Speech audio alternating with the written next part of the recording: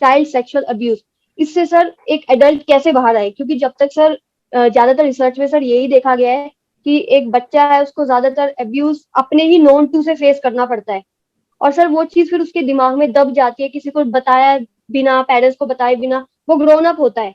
तो वो sir self hate कहीं ना किसी डिजीज फॉर्म में, स्पेशली सर कैंसर में ऐसा ज्यादातर कैंसर ही देखने को मिलता है, क्योंकि सर वो सेल्फ हेट कहीं ना कहीं उसके डीएनए, उसके जीन्स को हैम्पर कर देता है। तो सर ऐसा एडल्ट जो कि अब पीटीएसडी यानी sir post traumatic stress disorder से गुजर रहा है, वो कैसे बाहर आए सर? आइडियली क्या होना चाहिए कि एक पेरेंटिंग सिस्टम ऐसा होना चाहिए कि जहां भी ऐसा कुछ हो या ऐसा कुछ होने से पहले ही पेरेंट्स को बार बार अपने बच्चों को बोलना चाहिए। आजकल तो बेसिकली स्कूल्स में भी सिखाते हैं गुड टच बैड टच, तो ये स्कूल्स में भी होना चाहिए, पेरेंट्स के लेवल पे भी होना चाहिए आइडियली। क्योंकि इस प्रॉब्लम के दो एस्पेक्ट्स है, एक है जो हो चुका है जिनके साथ में, उसकी मैं अभी बात करता हूं, लेकिन एक है कि आगे ऐसा ना हो उसके लिए हम क्या कर सकते हैं। तो एज पेरेंट्स हमारी ये रिस्पॉन्सिबिलिटी बनती है कि अपने बच्चों को ये बात बताई जाए, और ये नहीं कि सिर्फ लड़की को बताई जाए, लड़के को भी बताई जाए, क्योंकि ऐसा कुछ जरूरी नहीं है कि सिर्फ लड़कियों के साथ ही होता है, लड़कों के साथ भी हो सकता है। सो द पॉइंट इज कि बच्चों को प्रॉपरली अवेयर कराया जाए कि देखो ऐसा होता है, इस तरह का गुड टच होता है, इस तरह का बैड टच होता है, और अगर कोई भी तुम्हारे प्राइवेट पार्ट्स पे अगर टच करता है या किसी भी तरह से तुम्हें थोड़ा सा भी लगता है तो इमीडिएटली आकर के हमको बताना, हम एक्शन लेंगे। दैट इज वन, कि पेरेंट्स की और बच्चों की रेपो ऐसी होनी चाहिए कि बच्चा सेफ फील करे, उसको ये लगे कि हाँ मैं अपने पेरेंट्स से जाकर के कोई भी बात कर सकता हूं। बच्चा भी डायरेक्टली नहीं बोलेगा, इनडायरेक्टली हिंट देगा, उसके बिहेवियर में चेंजेस आएंगे, तो पेरेंट्स को ऑब्जर्व करना होगा। तो one role is of parents, second role is of teachers, school system, education system.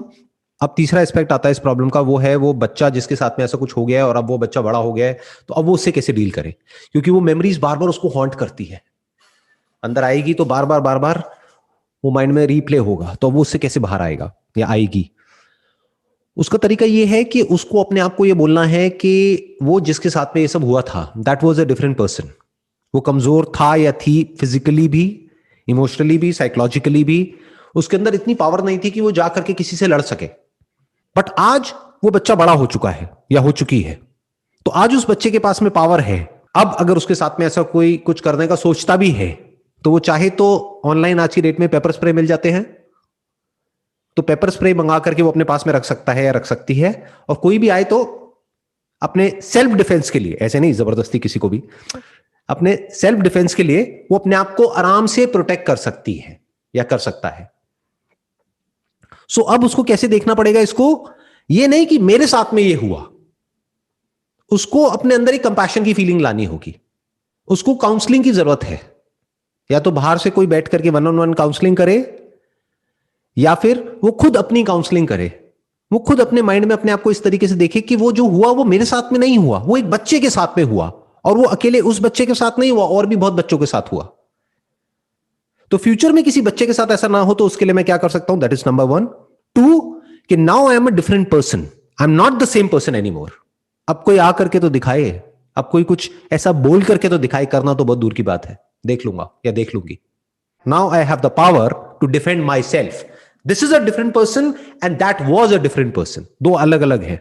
तो उस बच्चे को एक कंपैशन की तरह देखना है, उसको ऐसे देखना है बच्चा है, कोई बात नहीं, मुझे उस बच्चे पर प्यार आ रहा है। नंबर 2, अगर वो जो पर्सन जिसने भी उसके साथ में ऐसा कुछ किया था बचपन में, उसको लेकर के उसके माइंड में बार बार थॉट्स घूमते हैं, गुस्सा आता है, कुछ ऐसी फीलिंग्स आती हैं कि मैं उसको हार्म करूं, तो फिजिकली उसको हार्म करने की जरूरत नहीं है, क्योंकि उससे क्या मिलेगा, कुछ भी नहीं। बट पब्लिकली उसको कॉन्फ्रंट किया जा सकता है। मानो उसकी फैमिली है, उसकी वाइफ है, उसके बच्चे हैं, सबके बीच में बैठ करके बोला जा सकता है ये क्या किया था आपने। शर्म आती है अपने बच्चों के सामने, नहीं आती है? Why not, face it. डरना क्या है, वो पर्सन क्या कर लेगा या क्या कर लेगी, बोलेगा ही तो। और गलत कौन है और सही कौन है? जब वो गलत काम करने में नहीं डरा, तो आप सही काम करने में क्यों डर रहे हो?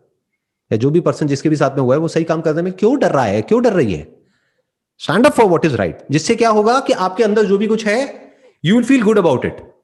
जैसे होता है ना, मन में कुछ है, कि ऐसा नहीं कि मैंने उस बच्चे के साथ में कुछ गलत हुआ और मैं चुपचाप बैठ गई, ऑल्दो वो बच्चा कोई और था, बट मेरा ही एक पास्ट वर्जन था, उसके साथ में हुआ ना, तो उस वक्त उसके अंदर इतनी पावर नहीं थी कि वो उस सिचुएशन को कॉन्फ्रंट कर सके। आज है, आई विल डू इट। जा करके उसको कॉन्फ्रंट करो, उसको बोलो, उससे पूछो कि क्या किया था आपने, और किस किस के साथ में आपने ऐसा कुछ किया है। आपके बच्चों के साथ भी किया है क्या? ये आपके बच्चे बैठे हैं यहां पर। उससे क्या होगा कि आपके अंदर से ये जो गिल्ट है ये निकल जाएगा पूरी तरह से। मतलब उससे क्या होगा कि ये जो एंगर आपके अंदर पनप रहा है ना, एक बार इस सिचुएशन को आपने फेस कर दिया तो वो हमेशा के लिए निकल जाएगा। अगर आपको लगता है कि सिचुएशन बहुत बिगड़ जाएगी अगर सबके सामने कॉन्फ्रंट किया तो मे भी अकेले में कर सकते हो। साथ में अपना पेपर स्प्रे रखना कि अगर सिचुएशन बिगड़ती है तो you have something to defend yourself. But sir difficulty वहां पे आ जाती है सर, अगर वो कोई अपना ही नोन टू हो और पेरेंट्स उस पे ट्रस्ट कर रहे हो, या फिर वो अपना ही कोई क्लोज वन हो, उस समय सर ये बच्चे को ये डर लग सकता है ना सर कि बिलीव मेरे पे करेंगे या फिर उन पे करेंगे, या झूठा भी तो बोल सकते हैं।